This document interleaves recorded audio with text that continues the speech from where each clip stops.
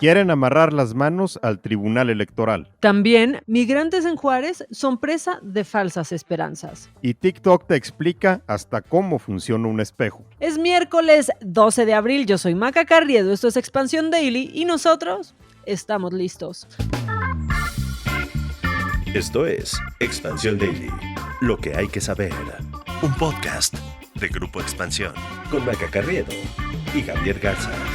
Expansión Daily, lo que hay que saber. Javier Garza a media semana y vaya que tenemos mucho que platicarles hoy. Maca, buenos días. El miércoles o el ombligo de la semana, como a ti te gusta decir.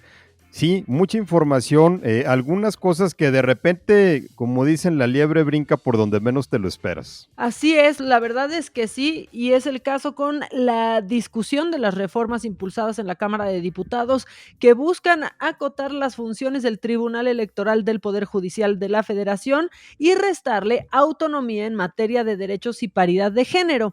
Y es que fue calificada por magistrados electorales como un grave retroceso para la democracia y urgieron a frenar su aprobación, aunque logró un milagro. PRI, el PAN y Morena buscan lo mismo. Lo que pasa es que en este caso es una reforma impulsada por los tres partidos. Ya la habían telegrafiado, lo que pasa es que pasó algo desapercibido desde que el tribunal les tumbó los acuerdos que se habían tomado en la Junta de Coordinación Política a propósito de los nombramientos de consejeros del INE. ¿Te acuerdas? Allá por febrero se empezó a comentar que tenía que darse una reforma para limitar las atribuciones del Tribunal Electoral porque los partidos decían que estaban tomándose facultades que no tenían. Y entonces en este caso, pues digamos que descargaron sus frustraciones, ¿no? en los fallos que ha hecho el tribunal. Entonces esta reforma, por ejemplo, frenaría juicios de derechos políticos promovidos por mujeres, discapacitados, migrantes, indígenas y personas transgénero, protege a las dirigencias de partidos contra juicios internos en el nombramiento de los comités directivos, también ata las manos a los magistrados para definir candidaturas que hayan sido impugnadas, como fue, por ejemplo, el caso de Félix Salgado Macedonio en Guerrero. Que por cierto, eso un poco tocó el tema el presidente, ¿no? Porque ya dijo que él está en contra de limitar al tribunal, aunque, ¿no? O sea, le sobó, pero les pegó también, ¿no? Porque dijo que pues él tampoco confía en esta institución, que no la ve con buenos ojos, y justo ahí es cuando se lanzó pues a recordar lo que sucedió en el 2021 con la cancelación de la candidatura de Félix Salgado Macedonio, a quien siempre defendió, la verdad, y también a Raúl Morón, que quería ser gobernador de Michoacán y que ya ni nos acordamos de él, pero el presidente sí se mostró un poco, digamos, en contra de esto, sí les tiró, pero Javier, se abre un debate, la verdad es que muy interesante, pero es grave lo que puede pasar. Bueno, lo que pasa es que a la hora en de que se le atan las manos a quien es el último árbitro, por ejemplo, en la definición de candidaturas o en la fiscalización de los partidos, pues quiere decir que los partidos van a ser mucho más libres de cometer abusos que antes les frenaba el tribunal. Ahora, el presidente dijo que él no estaba de acuerdo necesariamente con una reforma que limite las atribuciones porque dijo que el remedio estaba en nombrar magistrados honestos. Y por eso entonces tiene mucho sentido lo que proponía su reforma electoral original de que los magistrados fueran electos por voto popular. Ahora, los integrantes del tribunal obviamente brincaron. El magistrado presidente Reyes Rodríguez propuso que se realizara un parlamento abierto para discutir y analizar estos cambios y recordó que en las últimas décadas el tribunal había caminado de la mano de una ciudadanía que exigía hacer efectivos los derechos de los grupos menos favorecidos, que es en donde pegaba esta reforma. Ahora, los que también son magistrados de la Sala Superior, Yanino Tálora y Felipe de la Mata, consideraron que esta iniciativa que se va a discutir en San Lázaro, pues quiere dar marcha atrás a la inclusión, al terreno que se había ganado, justo cuando la tarea del tribunal es precisamente esa, Javi, la de garantizar que la pluralidad sea respetada, que ninguna decisión excluya a quienes han logrado por primera vez en la historia, pues que sus derechos cuenten con representantes que los defiendan. Ahora, Al parecer las palabras del presidente surtieron efecto, Maca, porque mientras el líder de la bancada de Morena, Ignacio Mier, quería darle fast track a la reforma y votarla ayer mismo, un grupo de diputados de Morena se rebeló y atoró la reforma en comisiones. Entonces, por ahora ya está detenido, pero al parecer necesitaban escuchar la instrucción desde Palacio Nacional. Ahora, estas reformas también se aprobaron otras ayer como parte de un paquete que tiene que ver con algunas edades para ocupar ciertos cargos. Así es, Javi. Ahora para ser diputado tienes que tener mínimo 18 años, antes tenías que tener mínimo 21 y para ser, pues digamos, para ser secretario, para tener estar al frente de una secretaría de Estado, tienes que tener 25, antes debías de tener 30 años. Mira, Javi, la verdad parece que quieren meter a sus hijos, ¿no? Toda esta bola de señores. Pero otra, ¿por qué no ponemos también una edad máxima? Imagínate cuántos ya deberían de estar jubilados y nada más están estorbando. En una edad máxima probablemente sería violatorio de los derechos políticos de una persona. A mí lo que no me queda claro es si una persona de 25 años realmente tiene experiencia para hacerse cargo de una Secretaría de Estado. Como tú dices, lo más probable es que quieran meter a sus hijos. Y bueno, Maca, ahora tenemos que regresar más bien sobre el tema de los migrantes y lo que está ocurriendo en Ciudad Juárez 2 semanas después del incendio que mató a 40 migrantes en un centro de detención del Instituto Nacional de Migración, pues porque los migrantes siguen ahí, ¿no? En Ciudad Juárez, cientos de personas varadas ahí en esa ciudad que se movilizaron al puente internacional de Paso del Norte porque se habían soltado rumores que hablaban de un nuevo programa que permitiría su ingreso a Estados Unidos. Se lanzaron a este puente que el lunes tuvo que cerrar, luego se han dispersado por toda la ciudad, durmiendo en parques y plazas, obviamente con el temor de ser detenido por autoridades migratorias, pero estas falsas esperanzas, Maca, son golpes mortales para los migrantes. Y ya es la segunda en poco tiempo, Javi. ¿Te acuerdas? También hubo otro de estos borregazos en donde decían que estaba abierta la frontera entre México y Estados Unidos del lado de Tijuana. ¿Te acuerdas? Hace muy poquito también. Sí, que también se soltaron todos al puente y el puente tuvo que cerrar, pues porque simplemente no podían con la cantidad de gente que se les había venido encima. Ahora, en el caso de Ciudad Juárez, pues no queda claro cómo se están procesando las solicitudes de asilo. Los migrantes se han ya dispersado por toda la ciudad. Ya empezó también la repatriación de los cuerpos de algunos de las víctimas que murieron calcinados hace 2 semanas. Ayer fueron enviados los cuerpos de 17 guatemaltecos y 6 hondureños. Y también hubo noticias anoche sobre este caso. Así es, porque pues después de que hubo mucho silencio al respecto, el presidente pues sí le daba la razón, por ejemplo, El Salvador, que decía que tenía que renunciar, ¿no? Pues el encargado del Instituto Nacional de Migración dijo, tienen razón en exigirlo, pero tenemos que esperar. Bueno, pues ayer la Fiscalía, ya por la noche, pues informó que va a proceder penalmente en contra de Francisco Garduño, el titular del Instituto Nacional de Migración, por incumplir con sus obligaciones de vigilar, proteger y dar seguridad a las personas e instalaciones a su cargo. Justo estaba muy activo en Twitter Francisco Garduño ayer y pues yo creo que ya se le quitaron las ganas de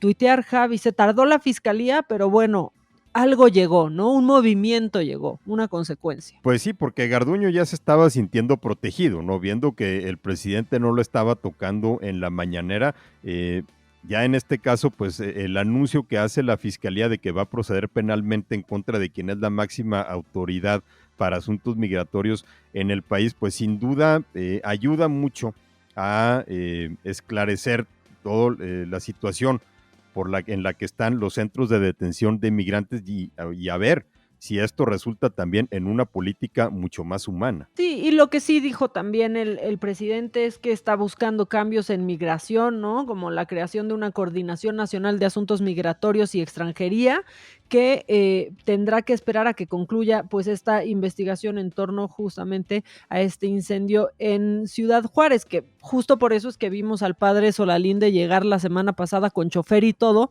a Palacio Nacional a visitar al presidente. Pues sí, pero todavía enfrentando las críticas el padre Solalinde de que si esto hubiera ocurrido en cualquier gobierno anterior se estaría trepando por las paredes por la forma en que los migrantes habían muerto calcinados, ¿no? Y ahora pues ha sido notable su silencio. Ahora también recordemos que no es nada más Ciudad Juárez, acuérdate que platicábamos al inicio de la semana del rescate de decenas de migrantes en San Luis Potosí, que también se había referido el presidente al hablar de una situación riesgosa en extremo por la que atraviesan los migrantes, pero de nueva cuenta hablando como si él fuera un espectador y no la autoridad. Así es, ¿no? Y nada más precisarle al presidente, es una situación riesgosa, pues al hacer esa travesía, pero aquí en México está siendo riesgosa también cuando ya están bajo el resguardo de nuestro país, porque los riesgos tienen que ser justo cuando estás en ese trayecto, no cuando ya estás, pues siendo en teoría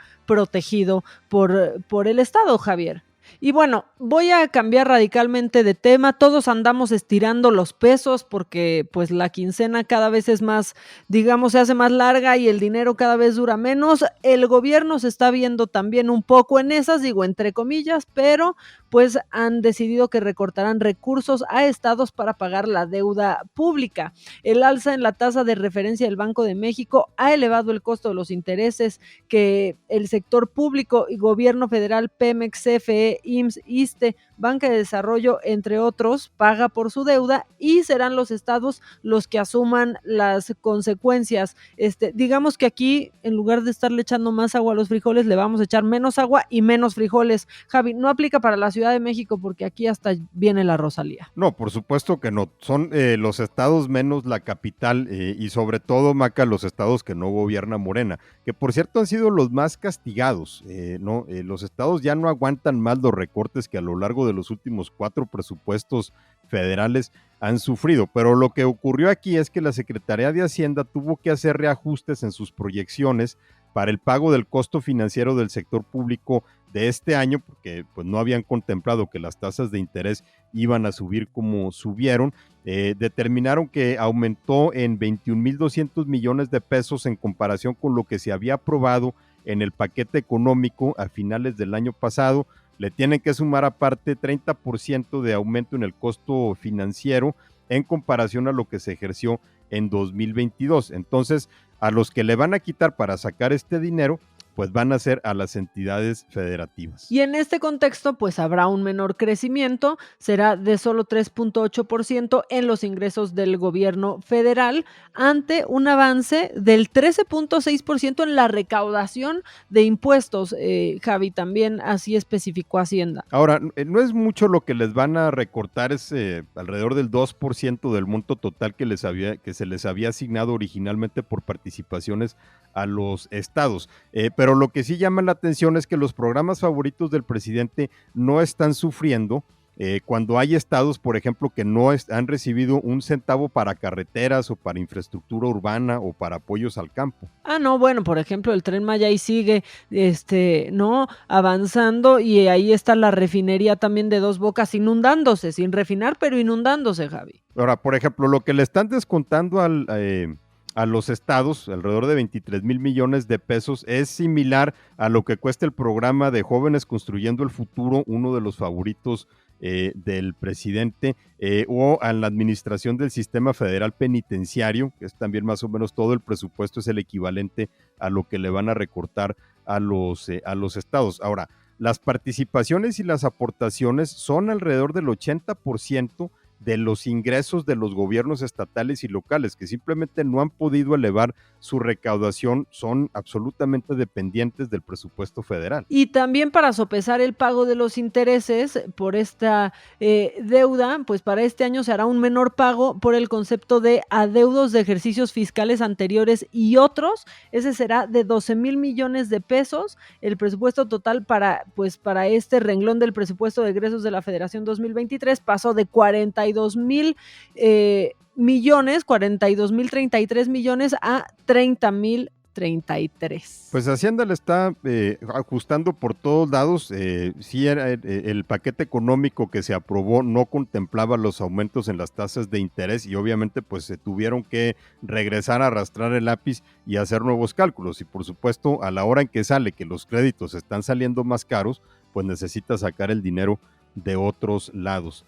Bueno, cambiemos de tema, Maca, te voy a recordar, ¿tú recuerdas algo que se llamaba COVID-19? Me suena, es algo como que ya no nos da miedo, que ya superamos y que aunque ahorita muchísima gente tiene, ya nos vale. Pues eso, algo así, y entonces por lo mismo resulta algo sorpresivo enterarte que todavía era considerado emergencia en algunos países, porque en Estados Unidos, por ejemplo, ayer se decretó ya por finalizada la emergencia nacional causada por la pandemia de COVID-19 a raíz de una ley que fue aprobada en el Congreso, firmada por el presidente Joe Biden, y a partir del 11 de mayo el gobierno federal pues va a empezar ya a eliminar todos los programas de apoyo que había aplicado por la pandemia de COVID-19. Sí, ya lo olvidamos. Estas medidas de emergencia, pues permitían que el gobierno federal destinara fondos para apoyar los esfuerzos de los gobiernos locales para combatir la pandemia, entre algunas otras acciones que ya quedarán en el olvido.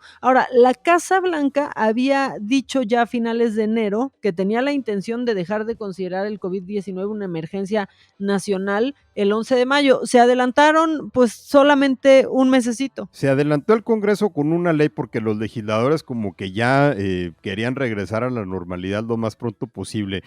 Acuérdate que también el tema de la pandemia y todas las medidas que se tomaron fueron causa de mucha polarización política ahí en Estados Unidos. El 11 de mayo era más bien una fecha que tenía propósitos burocráticos, no es cuando las agencias gubernamentales pues van a empezar a cancelar los distintos programas. Ahora, técnicamente también aquí en México todavía estamos en la emergencia sanitaria, aunque ya ni lo parece, nadie se acuerda de ella y nadie la cumple, pero a raíz de esto que sucedió en Estados Unidos, el presidente López Obrador dijo que ahora ya la Secretaría de Salud está evaluando terminar con esa emergencia que pues yo creo que muchos pensábamos que se había terminado desde hace rato. Sí, que nos pregunten a nosotros, antes ya, o sea, ya lo habíamos acabado, yo creo que hace año y medio, la verdad, y el gobierno un poco también, ¿no? Pareciera que es solo formalismo, ¿no? De pronto ya hasta se te olvidan cosas, Javi. Por ejemplo, cuando vas a viajar se te olvida que te siguen pidiendo tu certificado de vacunación para viajes internacionales, ¿no? Para viajes a Estados Unidos. Yo el otro día casi me quedo por no tenerlo, por ejemplo, ¿no? Porque pues ya se nos olvida, pero bueno, seguramente aquí ya estaremos a punto de que eso llegue a su fin, aunque en realidad ya había llegado desde hace mucho. No la enfermedad, pero sí la emergencia, ¿no? Y esa sensación de miedo. Y ya que andamos hablando de cosas que dan miedo, ay, TikTok a veces da miedo. Parece falso, pero es real. Da miedo y risa y muchas sensaciones al mismo tiempo porque un usuario de TikTok reveló a sus seguidores el gran misterio de cómo funciona un espejo, o por lo menos parece que esa era su intención, Javier. Híjole, es un video muy extraño el que subió este usuario @planetajuan.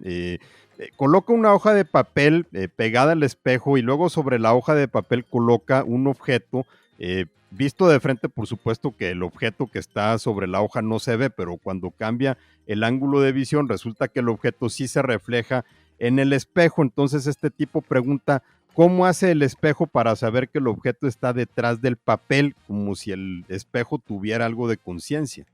Sí, como que a él no le pareció tan obvio que pues existan ángulos de visión que dependiendo desde dónde se mire, pues puede ampliar o cerrar el rango, ¿no? O sea, la verdad es que yo ni siquiera entendí, dije, pero ¿en dónde ha vivido él? ¿Por qué se está sorprendiendo? ¿O quién lo educó? O sea, no sé, una pandilla de lobos, de perritos, Javi, no entiendo. Yo creo que esto parece una burla. Para mí también es como una muestra de cómo a veces el uso de la tecnología medio te ataranta, ¿no? Por ejemplo, ahora vemos a muchos chavos utilizar la cámara del teléfono para verse como si se estuvieran viendo en un espejo, pues entonces ya no van a saber ni siquiera cómo funciona un espejo. Por supuesto que los usuarios se burlaron de este cuate hasta que se cansaron, y luego tuvo que sacar otro video en el que hacía un diagrama, dibujaba ahí explicando la geometría de los ángulos de visión. Es toda una cosa realmente muy extraña. Ahora, yo lo que quisiera, ya que estamos aquí en peticiones, es que haya un TikTok en donde expliquen la importancia de usar ácido fólico en el embarazo, Javi. Digo, ya si andamos explicando todo, creo que podrían hacer eso y poner muchos TikToks como ejemplo de lo que pasa si no se consume. Ya vámonos, Javi, antes de que me cancelen o algo así. Bueno, yo creo que este video del tal Planeta Juan es uno de los ejemplos de lo que pasa cuando el ácido fólico no se consume. Pero sí, Maca, ya vámonos que estamos a la mitad de la semana. Mientras tanto, ¿dónde nos leemos? A mí me encuentran en @maca_online en Twitter y en Instagram. Toda la información de este podcast y otros más de Grupo Expansión en @expansiónmx. Y Javi, contigo, ¿cómo se ponen en contacto? En Twitter y en Instagram en @jagarzarramos. Esto fue Expansión Daily, un podcast de Grupo Expansión, con Maca Carriedo y Javier Garza. Este episodio llega a ti gracias a rss.com, el podcasting hecho simple.